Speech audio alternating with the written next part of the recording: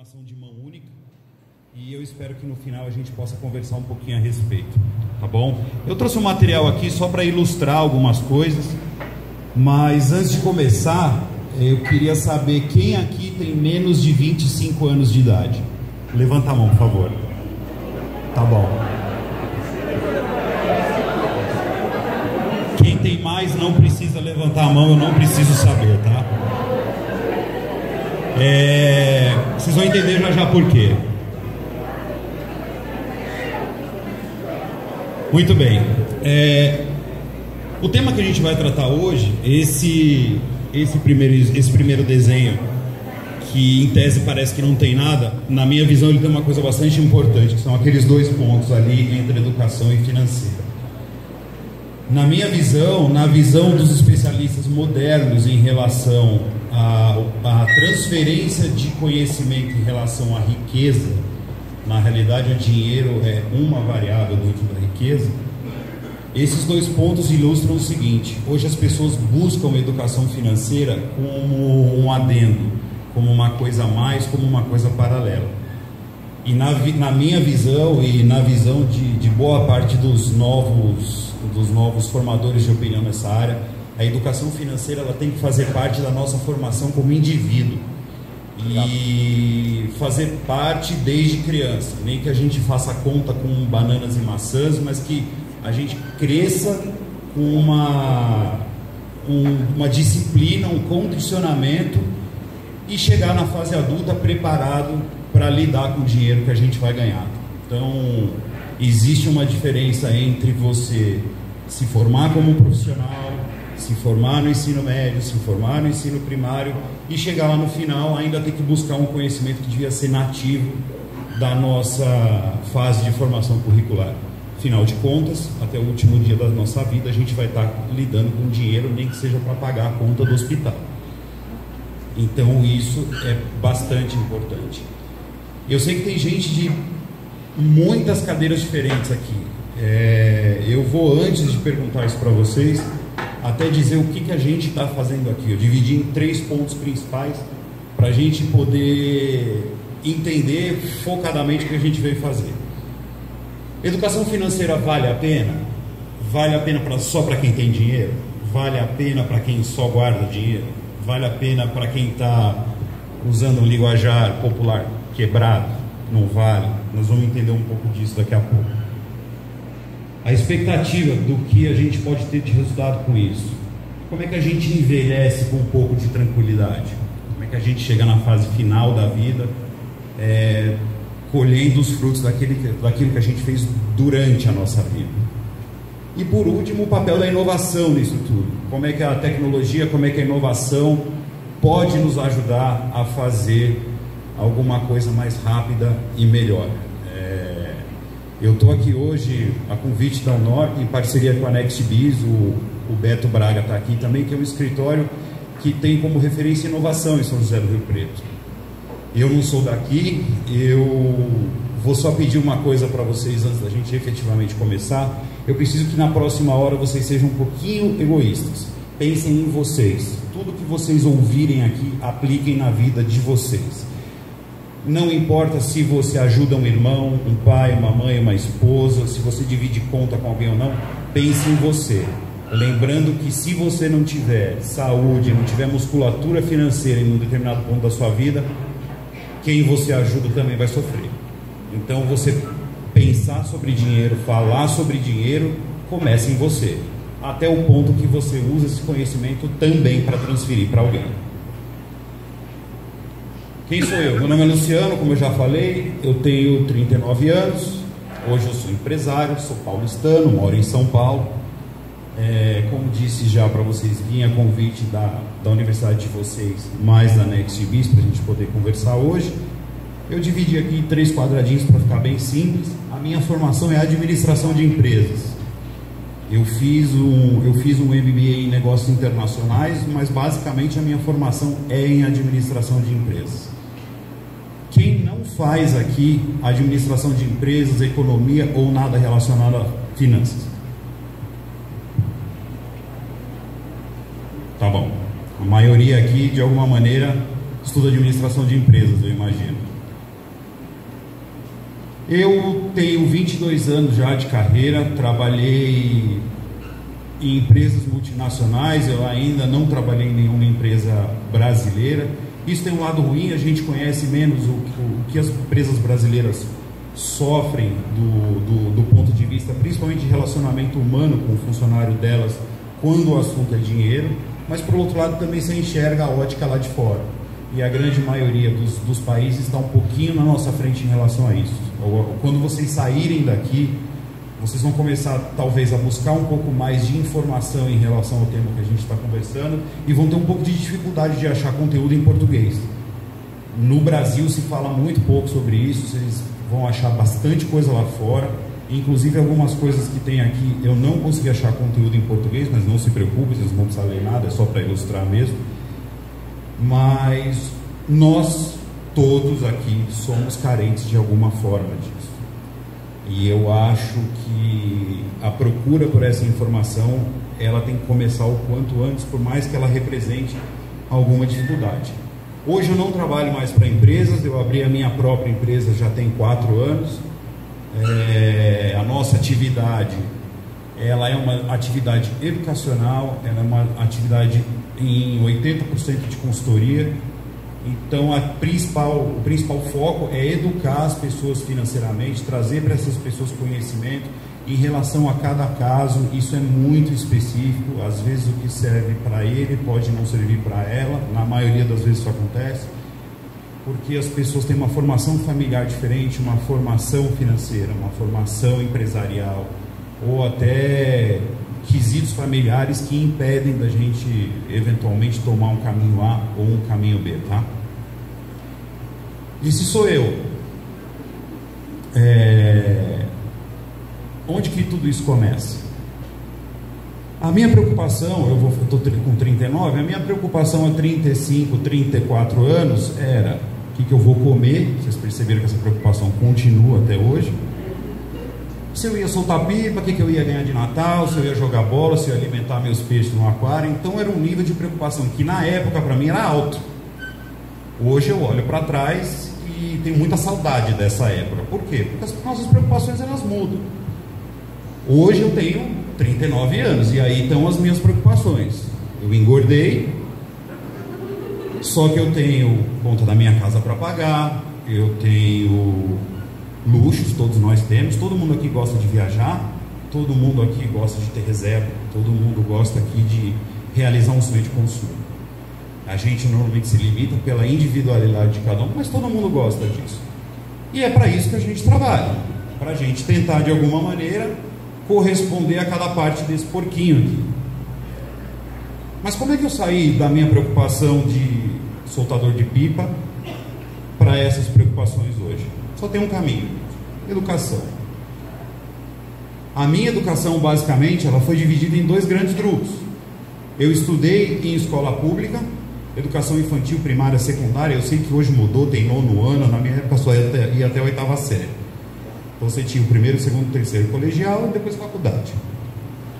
Até a minha educação secundária, que é até o 3º colegial, ela foi toda em escola pública.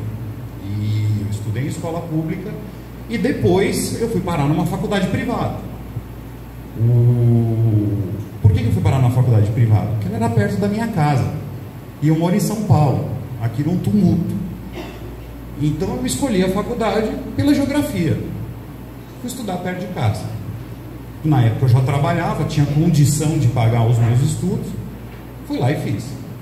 E depois também fui fazer uma especialização que também saiu do meu bolso.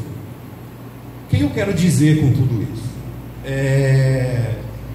No Brasil, pelo menos, não importa se você estuda na iniciativa privada, na pública, o nível, a fonte, se é em São Paulo, se é no Rio Grande do Norte, onde quer que seja. O Brasil dá muito pouco valor à educação financeira. Então ele não te prepara para basicamente 2 coisas: para formar empreendedores. A grande maioria das escolas formam funcionários de empresas, nos preparam para ser funcionários de empresa, e também não nos prepara para lidar com as riquezas da vida. Como eu já comentei, o dinheiro é uma parte da riqueza. E a gente tem que ter um olhar para a riqueza um pouco mais abrangente, que não é só dinheiro. Dinheiro é uma parte muito importante, viabiliza e operacionaliza uma série de coisas, mas ele não está sozinho nessa jornada aqui. Então, por que eu fiz aquela pergunta sobre o curso de administração? Eu também fiz administração. Eu tive aula de custos, eu tive aula de estoque, eu tive aula de economia básica, que eu acho que devia ser uma matéria muito mais lecionada, pelo menos no meu caso. Mas o que aconteceu é que isso não aconteceu. Eu tive que buscar esse tipo de conhecimento fora, porque se eu dependesse do meu curso superior ou até da minha pós-graduação do MBA que eu fiz, esse conhecimento não teria vindo e provavelmente eu não estaria aqui conversando com vocês hoje. Como é que a gente ilustra isso na vida real? Vocês conhecem essa pessoa? A maioria que tem menos de 25 anos talvez não conheça. Esse cara chama Emerson Fittipaldi. Ele foi um dos maiores pilotos de Fórmula 1 do Brasil. Foi piloto da Fórmula Indy. Como vocês podem ver ali, é um cara que fez muito bem o que ele se propôs a fazer. E por mais que a gente não tenha visto corridas ao vivo dele, quem se interessa talvez um pouco mais por Fórmula 1, com certeza conhece esse cara, apesar dele não fazer parte da faixa etária de vocês. Mas esses aqui provavelmente vocês conhecem. Ele talvez não tenha tido a mesma trajetória do Emerson Fittipaldi.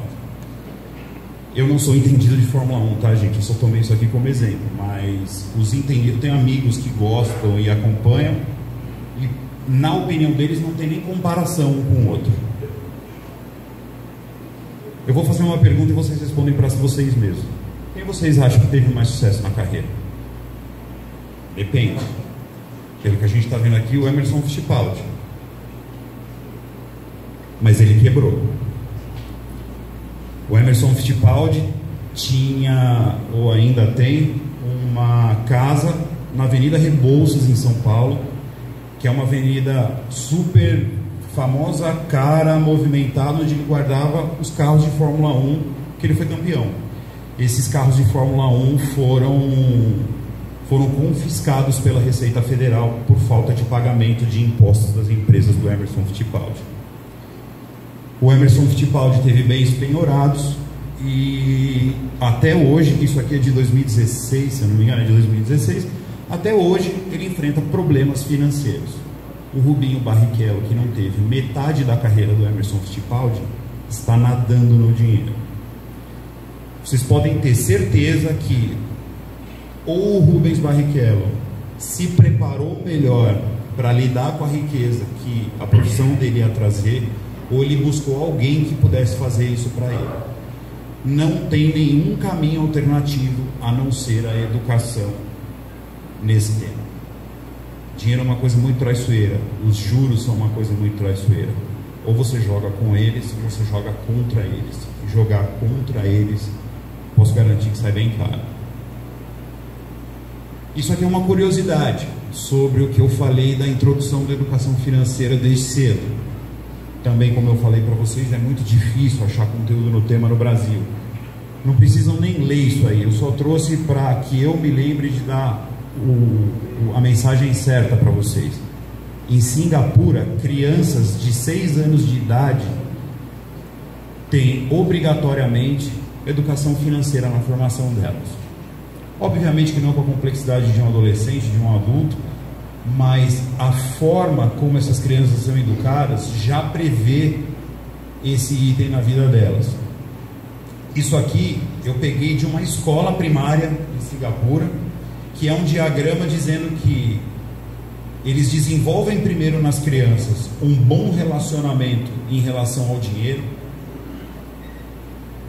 Os pais são obrigados a dar para essas crianças $1 por semana, e essas crianças são obrigadas a fazer a gestão desse dinheiro baseado no aprendizado que eles recebem dos professores. Então existe um tripé: pais, riqueza, escola, que ajuda a dar um pouco de estrutura para essas crianças desde cedo. Como eles fazem isso? com hábitos diários.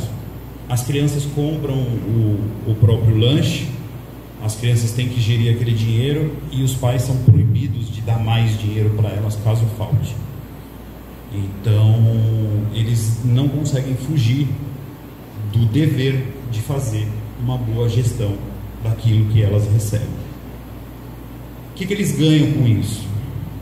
Com 7, 8, 10, 15 anos, você já tem uma pessoa que desde cedo recebeu esse tipo de informação, e quando a gente é novo, a gente aprende mais fácil, e desde cedo elas recebem isso. E com 15 anos, essas crianças, que já não são mais crianças, têm cerca de 6, 7 anos aí, de alguma experiência em relação a algo que elas vão enfrentar o resto da vida, e é sempre pior. Conforme você vai crescendo, as obrigações vão mudando, as realidades vão mudando, só que a gente vai ter que lidar com elas de qualquer maneira. Eu perguntei para vocês no começo que a gente tinha de menos de 25 anos, porque a sociedade, de alguma maneira, principalmente aqui da nossa ótica hoje, ela foi dividida de alguma maneira. Isso não é um divisor de águas, mas é uma boa referência para aquilo que a gente vai falar. Queria que vocês assistissem isso com bastante atenção. Esse vídeo tem 1 minuto e 10 segundos. É bem curto, provavelmente vocês já sabem do que eu estou falando, mas eu trouxe ele aqui para ilustrar um pouco, para botar todos nós na mesma página, tá bom? Aperta aqui no mouse lá, que é a página está explodida. Aí aperta lá e vai ficar vermelho sem apertar. À direita. Aí, aperta o vermelho lá.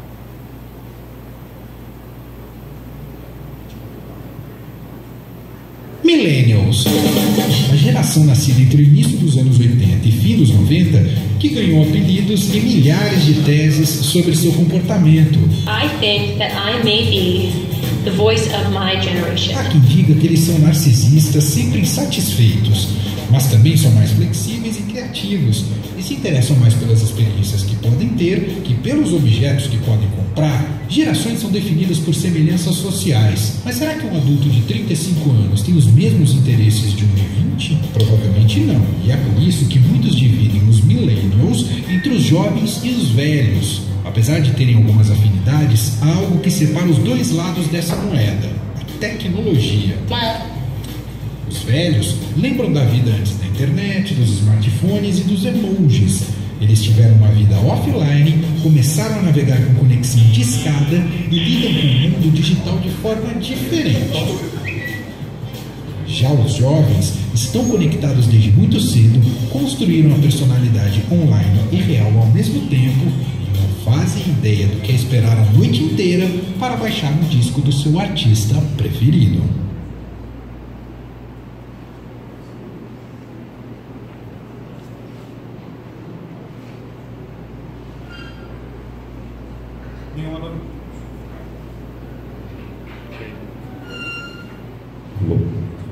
Nenhuma novidade, né?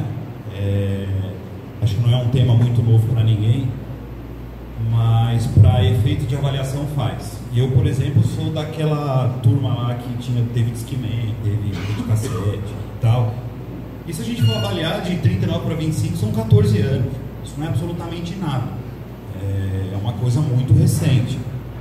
Então, as coisas caminham muito rápido hoje. Tá? E existe um estudo que diz que hoje a gente leva 1 ano para percorrer 6 anos entre 1970 e 1980, dada a velocidade que as coisas acontecem. Então, provavelmente, tudo isso aqui que a gente está conversando hoje, daqui 2 anos já mudou.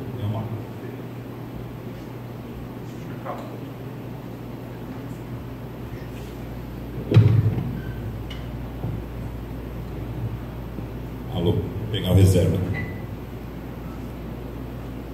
Esses são alguns dados dessas que foi rotulado de geração Y, né? O foco aqui não é entrar necessariamente no detalhe de cada dado, mas isso aqui traz uma informação bastante relevante, duas, na realidade, no primeiro momento. os números são altos, e altos para o mal. Eu acho que tem algum dado positivo ali no primeiro, onde a grande maioria da geração Y está muito preocupada com a situação financeira. Se ela tivesse boa, as pessoas não estariam tão preocupadas. Mas quando ela está boa, você tem que se preocupar em manter ela boa. Esse tipo de informação que está ali não é essa positiva, é a negativa. O que mais me chama atenção aqui é essa informação.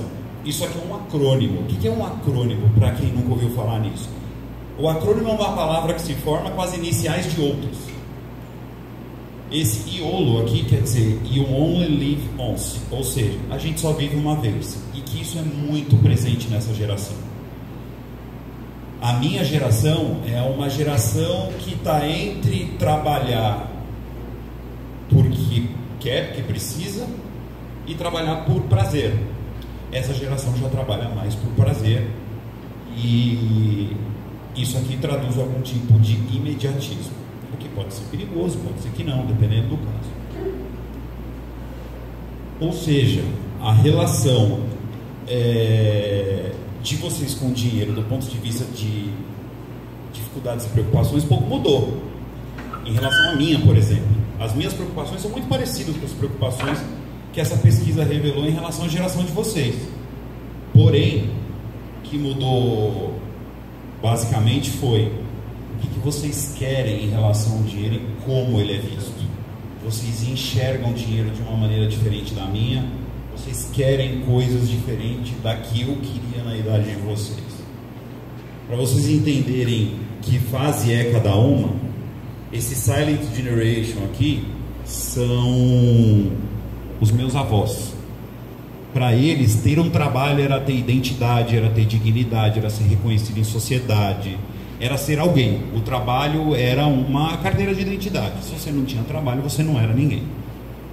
Aí vieram os baby boomers. Quem são os baby boomers? É o meu pai, os avós de vocês.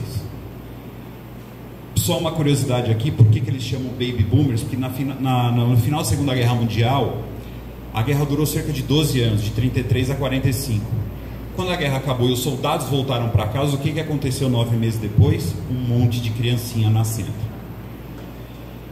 E aí é por isso que chama de baby boomers, porque teve uma alta da taxa de natalidade completamente desproporcional dos 12 anos anteriores e subsequentes. Foi uma coisa assim muito diferente. Aí vem a geração X, que sou eu, que é uma geração que trabalha para viver. A gente trabalha para levar a vida que nós consideramos uma vida legal. A minha vida e a vida de cada um de vocês aqui tem prioridades diferentes. Ou seja, eu faço aquilo para atender as minhas necessidades.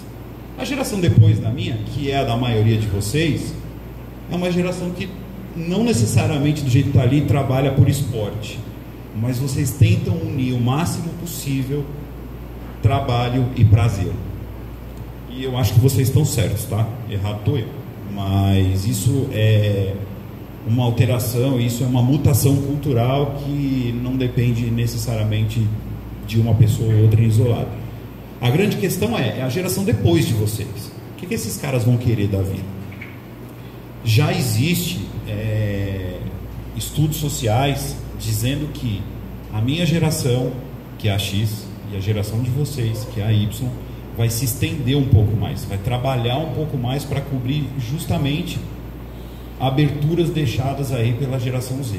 A gente não sabe disso ainda, são sociólogos dizendo, o tempo vai dizer, vai ser difícil a gente cravar isso na pedra, mas é um alerta que se acende para a gente poder entender quais são os próximos passos. Mas nem tudo é notícia ruim, a gente tem o lado bom, e o mesmo lado bom, um lado bom que é a mesma coisa do lado ruim, é esse negócio só se vive uma vez, porque é verdade. A gente, se você for analisar o meu pai, por exemplo, meu pai trabalhou 39 anos no mesmo lugar. Ele começou, sei lá, fazendo o quê, e terminou grande. Só que ele trabalhou 39 anos no mesmo lugar. A única coisa que eu fiz 39 anos na minha vida foi respirar. Eu não consigo passar 39 anos no mesmo lugar. Eu imagino vocês. Então isso traz a gente para alguma necessidade um pouco mais imediata. E aí o cuidado é só viver em função dela. A gente não pode viver só em função do imediatismo. A gente precisa ter um pouco de plano. Um outro ponto positivo, o dinheiro é visto como uma ferramenta, um meio. A minha geração e a geração antes da minha trabalham para ter dinheiro como fim, não como meio. A gente quer ter dinheiro para guardar, a gente quer ter dinheiro para ter tranquilidade, a gente quer ter dinheiro para ter estabilidade, para não trabalhar depois de um certo tempo. Só que aí esse certo tempo já passou muito tempo. Eu não posso fazer com 60 anos as coisas que eu fazia com 20, com 30, com 40. Só que, de novo, equilíbrio. Eu não posso fazer tudo o que eu quero, só que com 60 anos eu não tenho mais saúde para buscar o dinheiro que eu não busquei e não tive disciplina aos 20, aos 30, aos 40. Então existe um equilíbrio entre essas duas coisas aí que é importante se atentar. O modo como vocês consomem é diferente. Vocês consomem por experiência. Eu, até pouco tempo atrás, consumia para ter coisas. Hoje ninguém quer ter nada. Hoje as pessoas consomem por experiência. Vou dar um exemplo meu, e eu sou uma geração anterior. Eu moro em São Paulo e há 2 anos eu não tenho carro. Os meus amigos, pessoas próximas, primeira coisa que me perguntaram foi aquela cara de susto: ué, como assim você não tem mais carro? Gente, eu não tenho, eu moro num bairro central, tudo que eu preciso fazer é perto de casa. Eu já saía para tomar cerveja com meus amigos de Uber por causa de blitz, de estacionamento, que em São Paulo é um absurdo. Eu não uso mais o carro, eu vendi o carro, estava lá na minha garagem, parado, era um vaso. Só que isso é um choque para a minha geração. Para de vocês é normal. Existe uma diferença muito grande entre propriedade e experiência. Consumir por propriedade e consumir por experiência. E eu acho que nisso vocês estão de longe na nossa frente. Apesar de tudo isso, vocês poupam mais dinheiro do que a gente. Muito mais. Vocês têm o imediatismo, que é parte desse comportamento, mas por outro lado, vocês também sabem que o imediatismo do consumo é o mesmo da receita. E por isso vocês, por ter mais também opções, vocês poupam mais. Se você for pegar até o boom da internet no 2000, o que a gente tinha basicamente aqui no Brasil, representando grande parte dos investimentos, era a bolsa de valores ou poupança. Hoje, entre bolsa de valores e poupança, você tem no mínimo 30, 40 famílias diferentes de investimento, e dentro dessas famílias, N produtos. Então a opção aumentou, a informação chegou mais rápida, mais fácil, e a opção aumentou. Vocês começam pequeno, mas pensam grande. É normal. Eu tenho um primo que tem 19 anos, e o que ele quer ser? Youtuber, né? Ele nem sabe qualquer coisa sem ser youtuber. Ele quer ser youtuber. Pra mim, eu gosto de cozinhar, tá? O youtuber pra mim é um livro de receita multimídia. Eu vou lá, vejo o YouTube e tal, como é que são as coisas que eu quero fazer. Para ele não, aquilo é uma profissão. Se eu perguntar pro Beto, ele dá uma aula de como ganhar dinheiro no YouTube aqui. Eu mal sei falar sobre isso, porque não é a minha praia. Mas para ele é uma profissão. Para mim, divertimento, hora vaga. Então, olha como é que a visão da mesma coisa muda em função de só, no caso dele, para mim, 39 menos 19, a gente tem 20 anos de diferença. Então, é muita coisa que mudou de lá para cá. Vocês têm a tecnologia a favor de vocês. As informações vêm com mais facilidade, elas vêm na palma da mão. Eu, em 2004, eu resolvi viajar, fazer um mochilão. Fiz um mochilão, sozinho, 3 meses. Você acha que eu tinha smartphone na minha mão, com o Google Maps, para saber onde eu vou, onde é o metrô, onde vende cerveja, cadê o supermercado, hospital? Quebrei o dedo, eu quebrei o pé, tá, gente, numa poça de gelo, quebrei o dedo, na realidade. E para eu achar o hospital 6h30 da manhã, perto de onde eu morava, não sei. Voltei para casa, liguei numa espécie de telefone de emergência que tinha lá, e eu falei, onde tem um hospital perto da minha casa? Qual é seu CEP? Também não sei. E saí com o pé com o dedo quebrado. Cheguei lá no hospital, o cara falou, não é nada porque não é o seu. Então assim, é muito mais fácil hoje nós executarmos coisas, a gente concluir projetos, concluir planos, concluir os deparas da vida, da onde você começa e onde você termina. E isso é uma baita de uma vantagem. Hoje você pode não saber qualquer assunto, se você perder ali meia hora pesquisando, você pode não se tornar nenhum expert, mas você já sai daquele não sei, você já começa a entender um pouco mais do assunto que você quiser, tá, gente? Não estou falando de nenhum assunto específico, não.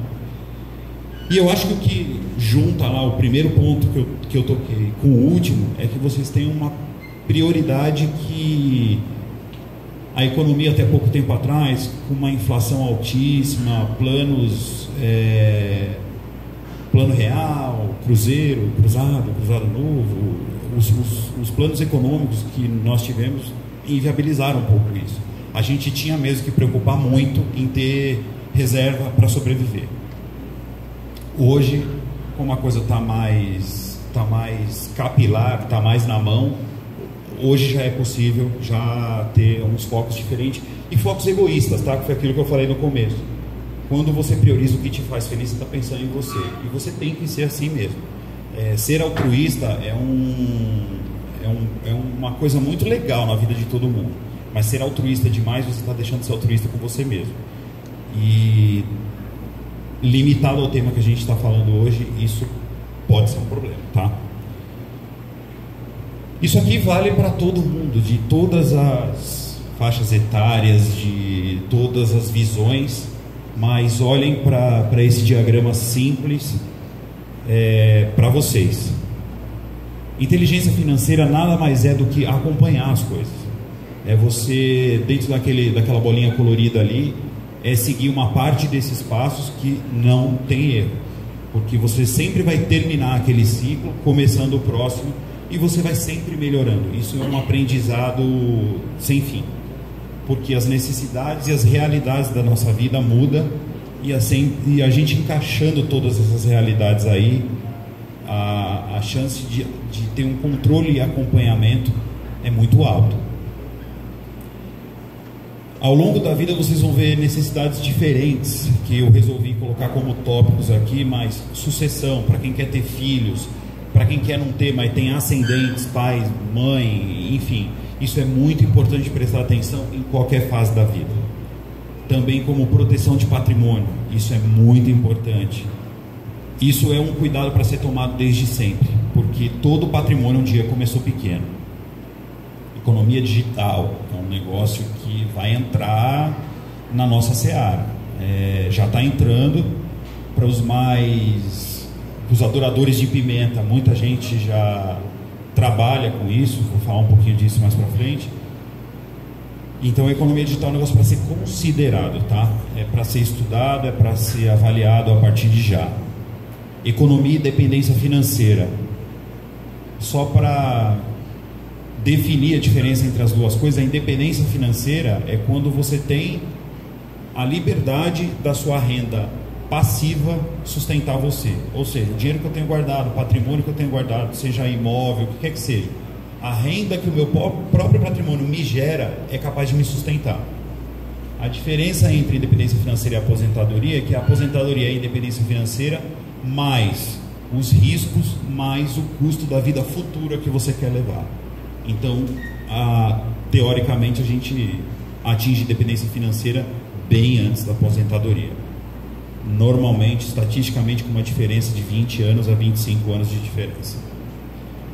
E aí entrou uma classe nova no Brasil, que é extremamente recente, que são os family offices. Provavelmente a maioria de vocês não ouviu falar nisso, mas family office são o quê? Famílias com muito dinheiro, que têm um patrimônio gigantesco e elas são geridas como empresas. Então, essas famílias contratam empresas para fazer a gestão desse patrimônio e garantir que ele seja sustentável de geração para geração e garanta a longevidade e a manutenção dessas famílias ao longo do tempo. Eu trouxe aqui 15 pontos para sintetizar tudo isso que a gente conversou hoje. São pontos bem pontuais, são pontos bem dirigidos, são pontos bem específicos. Eu acho que vai ser legal para todo mundo, para a gente começar a falar nisso. Tenha um plano hoje. Não importa quantos anos você tenha, não importa o que te falaram, comece a desenhar o plano da sua vida hoje. Chuta uma data que você vai morrer e vai voltando. O que eu preciso fazer em cada fase? Até você chegar no seu dia de hoje. Você começa a entender o que você precisa fazer hoje para se aposentar quando e do jeito que você quer. Como que você vai fazer isso? Com objetivos de longo prazo e metas de curto prazo. Você pode entender que os objetivos é uma soma das metas? Pode. Não é tão simples assim, mas você pode definir metas mensais, semestrais, anuais e objetivos de longo prazo de 2 anos, 5 anos. 10 já fica mais complicado. Mas 2 anos e 5 anos é um prazo bom, desde que a soma desses objetivos garanta a pessoa que você quer ser lá no futuro, quando você tiver o seu cabelinho branco. Viva com 2/3 do que você ganha. A maioria deve estar pensando assim: impossível. Eu sei que é difícil, mas dá trabalho? Dá, mas tem que chegar lá. E aquele 1/3 vai contribuir para você não ter que correr atrás dos 2/3 depois de idoso, vamos falar assim. É você trabalhar hoje enquanto você tem saúde, gás, disposição, para lá na frente você se dar o direito de não fazer nada se quiser, porém usando esses 2/3 para custear a vida que você quiser levar. Isso aqui é um ponto, gente, que, calma, eu vou explicar. Dinheiro e banha são coisas separadas no nascimento. Eu fui gordo a vida inteira. E eu sei o quanto é difícil se disciplinar para uma dieta. 1 minuto em cima de uma esteira é meia hora em qualquer lugar do mundo. O dinheiro é igual. Se você desrespeita o dinheiro, se você não se disciplina em relação ao dinheiro, se você não coloca ele no lugar e na hora certa, é a mesma coisa. É muito complicado lidar com isso se você não tem, antes de educação, disciplina. Não adianta. Dieta é a mesma coisa. Você pode pegar no Google, pode ir no nutricionista, pode ir onde você quiser. Se não tem disciplina, aquilo não serve de nada. Ter disciplina é o começo de tudo. Cartão de crédito é um tema muito questionado. Ele é bandido, ele é mocinho. Alguém já viu algum cartão de crédito passar sozinho em algum lugar? O cartão de crédito ele é um meio de pagamento. Se você tiver uma boa disciplina, ele é um dos melhores gerenciadores financeiros que você pode ter. Você consegue pagar uma conta por mês, você consegue saber exatamente quando você teve cada gasto, onde foi, e você consegue fazer um controle muito detalhado da sua vida naquele mês. Então ele não é um bandido, ele é um bandido para quem não tem disciplina. Se a nossa premissa aqui é ter disciplina, vamos parar de pôr a culpa no cartão de crédito. Ele não tem nada a ver com isso, ele é um pedaço de plástico. Ele passa a ser uma grande ferramenta para quem sabe como utilizar. Parte de investimento. Quando a gente começa? No primeiro real. Tem as pessoas de sorte que têm herança, ganharam na Mega Sena e, enfim, tiveram um afluente de dinheiro mais tranquilo. A maioria de todos nós aqui não teve essa sorte. Então começa desde já. Começa dentro daquilo que te faz confortável. Não adianta você botar o seu dinheiro num investimento que não te deixa dormir. Bitcoins. Então, tem muita gente que me pergunta: bota o dinheiro no Bitcoin? Depende. Você vai dormir tranquilo com o seu dinheiro no Bitcoin? Põe. Analisa, estuda, vê o que ele pode trazer de retorno. Ah, não, mas eu tenho medo. Então, não sei nem o que você está me perguntando de Bitcoin. Põe o seu dinheiro num outro lugar que seja um dinheiro confortável para você. Você quer ser rico? Comece a pensar sobre quanto você gasta, não quanto você ganha. O meu primeiro emprego eu ganhava R$800. Eu era estagiário lá em São Paulo. Eu pagava a faculdade, tinha celular e ia para balada. Hoje eu não faço mais isso, ganhando muito mais.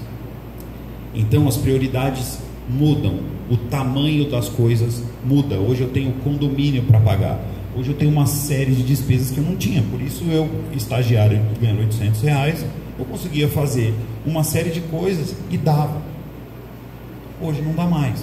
Então hoje a gente reforma as prioridades, a gente repensa como é que o nosso dinheiro vai se relacionar com as nossas prioridades.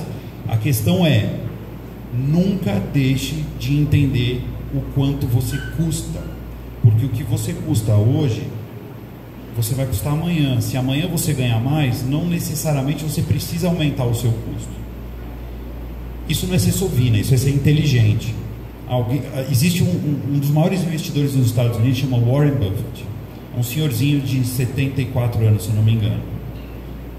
Ele tem uma fortuna avaliada em 7 bilhões de dólares e mora na mesma casa há 40 anos.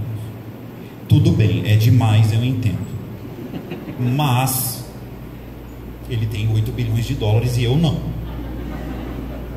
Então vamos tentar aprender com o acerto e com o erro dos outros, porque isso é gratuito. Será que o fato dele não mudar de casa nos últimos 40 anos deu 8 bilhões de dólares para eles? Claro que não. Mas isso denota um comportamento de pensar mais no que você gasta e não quanto você ganha. A diferença entre o que você gasta e o que você ganha é aquele 1/3 lá que eu falei no item 3, que é uma das coisas mais importantes para aposentar qualquer um de nós aqui. Campanha vergonha zero. Não dá. Não tenho dinheiro. Ou então tem um objetivo que não me deixa gastar o dinheiro que eu tenho no bolso. Seu amigo te chama para tomar cerveja aqui em Rio Preto, que faz um calor do inferno numa sexta-feira. Você tem que dizer para ele: não dá. Ou você vai e fere a sua conta ou o seu objetivo. Você tem que escolher. De novo, disciplina. Mas não é vergonha nenhuma dizer que não dá. Se ele for seu amigo, ele vai lá beber com você na sua casa. Mas depois de 20 anos, 30 anos, aí vocês vão ver quem é que está um melhor que o outro. Vocês provavelmente vão estar numa situação de Emerson Fittipaldi, Rubinho Barrichello. Redes sociais. Isso para economia pessoal, para finança pessoal, é um perigo. Não só pelas armas de mídia digital, Big Data e tudo que leva até vocês, tudo aquilo que vocês queriam exatamente comprar naquela hora. Mas o seu amigo que está numa praia, fazendo exatamente o que você queria fazer, e você começa a pensar: semana que vem sou eu. Então, isso é um problema. Elas não vão sumir, elas vão continuar aí. O Big Data, o marketing digital, a inteligência de dados vai só aumentar. Cada vez vocês vão receber mais aquilo que vocês gostariam de ter. Cabe a vocês entender até que ponto isso é permeável na vida de vocês ou não. Isso de alguma forma eu já falei hoje. Vocês precisam ter um controle. Planilha, papel de pão, caderno, não importa. Tenham um controle e acompanhe. Não adianta você ter um controle e não acompanhar isso recorrentemente, de maneira que seja também confortável para vocês. Pode ser semana a semana, mês a mês, mas acompanhe, porque senão você nunca vai conseguir evoluir, porque você não conseguiu avaliar o que aconteceu no passado, recente. E aí é difícil você começar a pensar no que gasta, viver com 2/3 do que ganha, tentar poupar o máximo possível, começar a investir e atingir o seu plano que você devia ter começado hoje. Essas coisas estão todas interligadas de alguma forma. Isso aqui acho que não é novidade para ninguém, né, gente? Tudo é caro, nada é barato, negocie sempre. Então, não é vergonha nenhuma. Eu não sei se vocês sabiam, mas em países árabes, se você for lá numa loja, a pessoa te der o preço e você comprar e for embora, isso é um desaforo. Você tem que ir lá, negociar, brincar, gritar, aquele escândalo todo que você já viu na televisão. Eles se sentem bem, felizes. Eles têm 5.000 anos na nossa frente. Então, aqui no Brasil, pechinchar, que a gente está acostumado a chamar de pechincha, é coisa de pobre. Você achar as coisas caras é coisa de pobre, não, isso é coisa de rico. Rico pensa assim. O pobre pensa que ele não pode passar vergonha e ele tem que mostrar para todo mundo que ele pode. Mal sabe ele o que ele vende dentro de casa depois para pagar aquela conta que ele não podia pagar. Os vazamentos, os que... Vocês podem até procurar por essa hashtag, tá? Money Leaks, ou seja, são os vazamentos de dinheiro. Tarifa de cartão de crédito, tarifa de conta bancária, assinaturazinha de R$ 4,90 por mês no ringtone, não sei da onde. Gente, isso é um ralo de dinheiro. A hora que você para somar o quanto você gasta de porcaria no mês, isso é importante para você? Não é porcaria. Mas se você começar a colocar na ponta do lápis, assim, com certeza passa de 3 dígitos, passa de R$100 aquilo que você, um dinheiro que você gasta, e às vezes você mal sabe com o quê. Então isso é muito importante, estar de olho nisso aqui sempre, sempre, sempre. Isso aqui corresponde normalmente a 12 a 15% dos orçamentos das famílias. Família que eu digo são 4 pessoas normalmente, o que o IBGE usa para avaliar como família, tá? Independência financeira e aposentadoria. A independência financeira é o poder do fui, para não dizer o que vocês já estão imaginando. É você justamente ter a opção de dizer não para uma determinada oportunidade de trabalho, uma determinada oportunidade de sociedade, de empreender, de não fazer nada. Por quê? Porque você já criou um patrimônio, você já criou riqueza suficiente que te banca, que te sustenta. Então você abre muito o seu leque de opção e diminui muito o seu leque de risco. Por quê? Porque você já não sai de casa desesperado ou preocupado em colocar as coisas dentro de casa, porque esse problema você já resolveu. A aposentadoria é o próximo passo. É você ter lá no futuro a mesma independência financeira, contando que você vai custear todos os seus riscos e os luxos que você quer ter no futuro. Então a aposentadoria está muito mais ligada a objetivos de longo prazo. É importante que eles sejam revistos sempre. Os meus objetivos de longo prazo, por exemplo, eu faço uma revisão todo ano. Normalmente quando eu vou fazer declaração do imposto de renda, né? Já que eu parei para fazer conta, então vamos rever as coisas de longo prazo. As de curto prazo, médio prazo, as coisas menores, é todo santo mês. Eu paro todo mês e invisto, porque não é gastar, é investir 2, 3 horas do meu tempo para ver se eu continuo dentro da estrada que eu estou tentando asfaltar para a minha vida. Previdência, aposentadoria, podem esquecer, o dinheiro que vem da Previdência não vai estar disponível para vocês. A Previdência Pública no Brasil está quebrada e provavelmente vai continuar quebrada. A população brasileira ela vai ficar mais velha.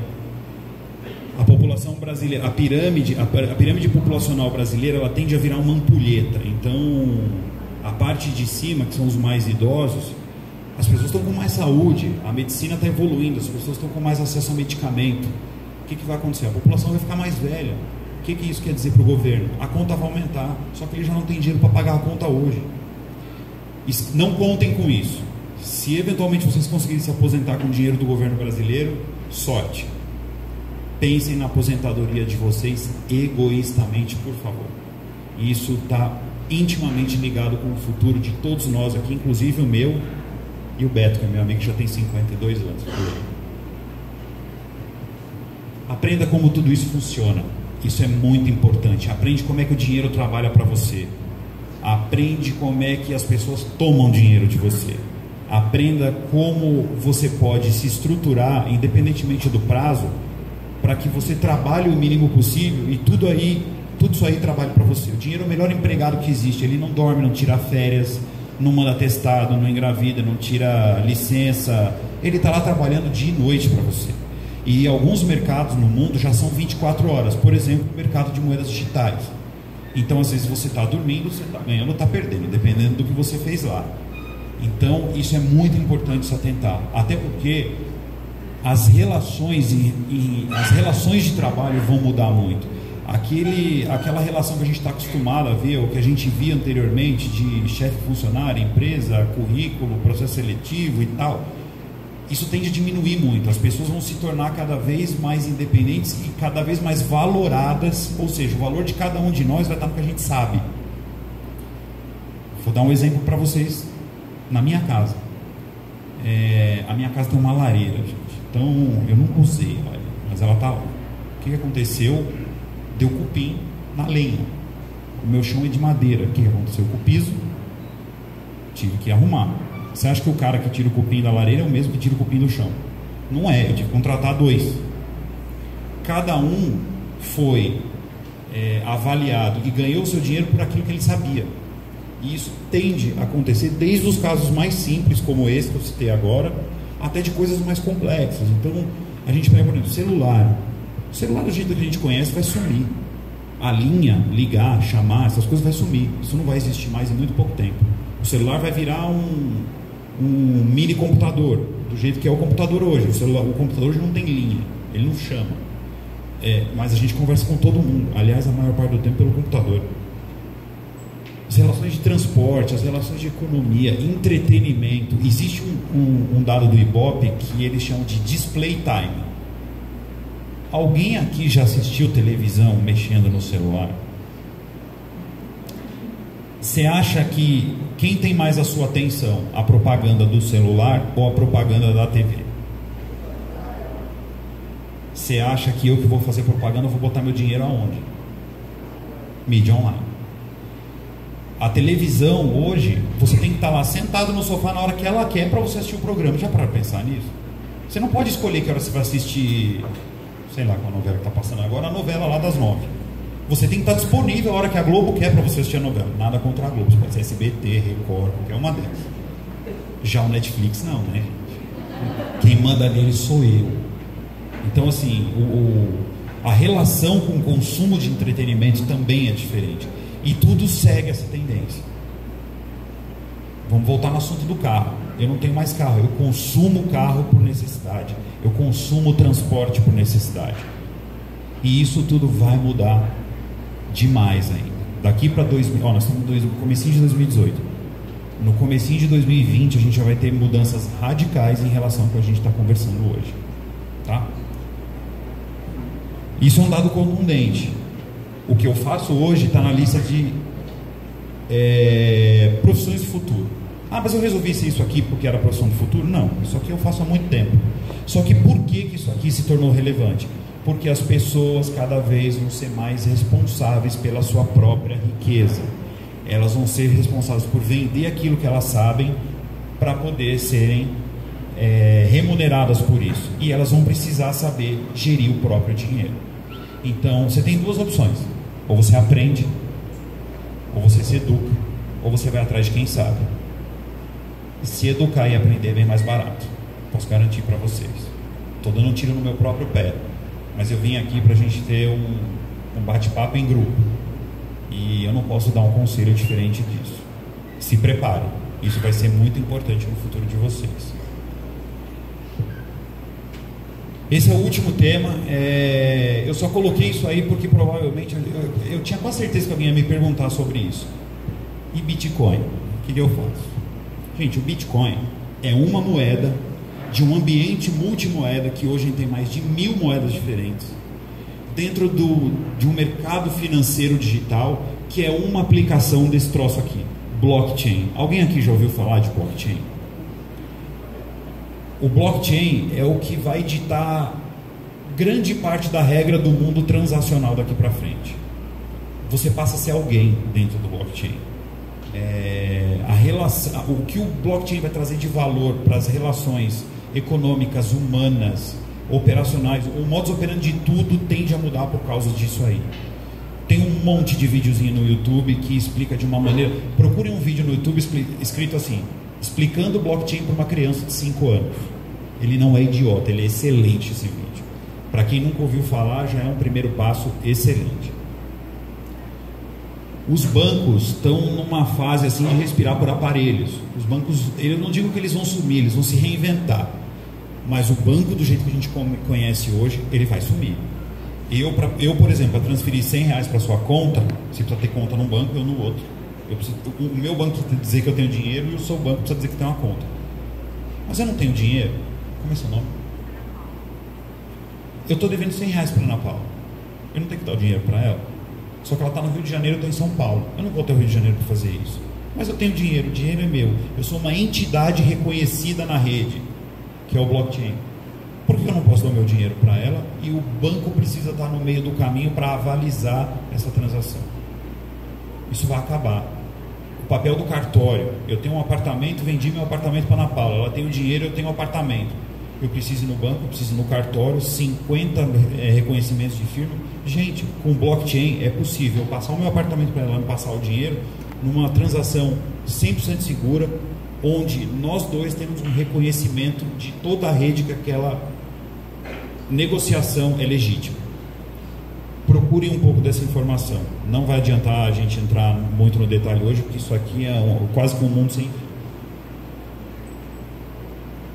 O peer-to-peer, nós passaremos a ser entidades confiáveis numa rede.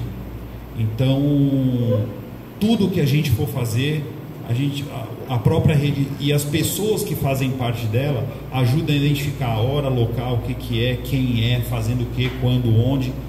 É como você montar um Lego. Imagina que você compra um Lego, só que você colou todos os bloquinhos com Super Bonder. Isso é o blockchain. Ele nunca paga nada para trás. Ele sempre vai saber o que todo mundo fez. E essa cadeia de informação sempre serve para uma validar a outra. Então eu sempre vou depender da situação anterior para validar uma situação posterior, tá? E isso vai causar um rompimento do modus operandi das coisas que a gente conhece hoje, é absurdo.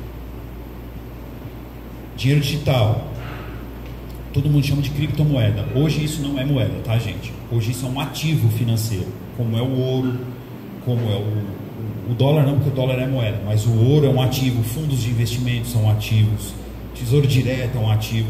São coisas que valem dinheiro, mas não são dinheiro. Então você não consegue chegar na padaria com uma barra de ouro e comprar pão. Você consegue fazer isso com real.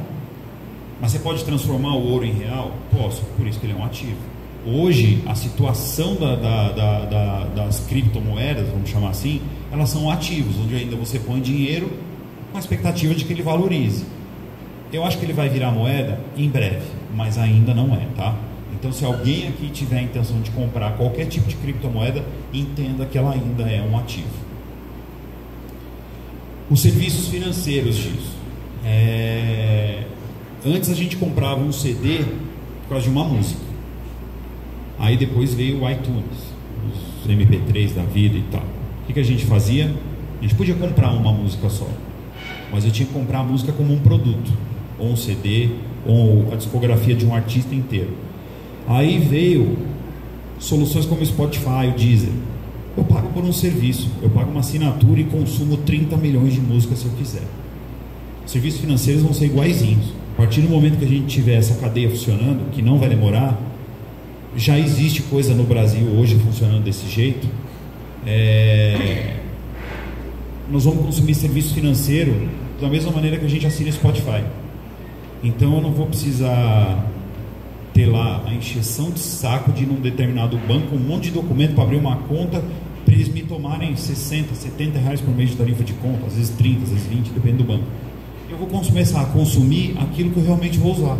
Então eu vou começar a consumir produtos financeiros como eu consumo, por exemplo, música dentro do Spotify.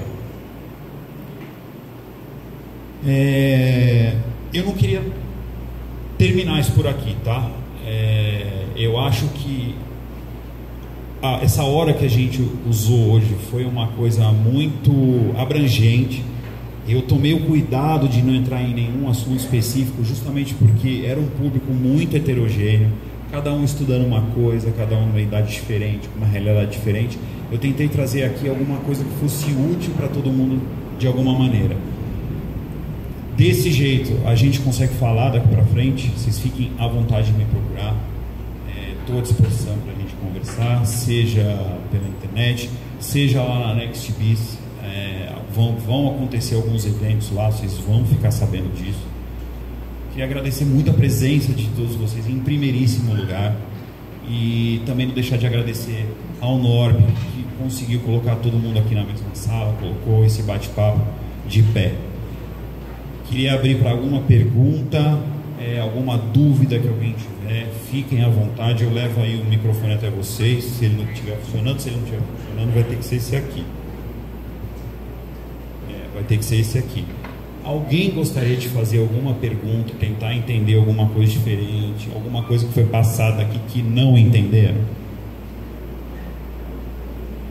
Um de cada vez. Não? Gente, desse jeito a gente continua se falando. Obrigado. A presença de vocês foi super bacana, fundamental. E obrigado por ter feito a minha viagem até Rio Preto valer a pena. Obrigado, boa noite.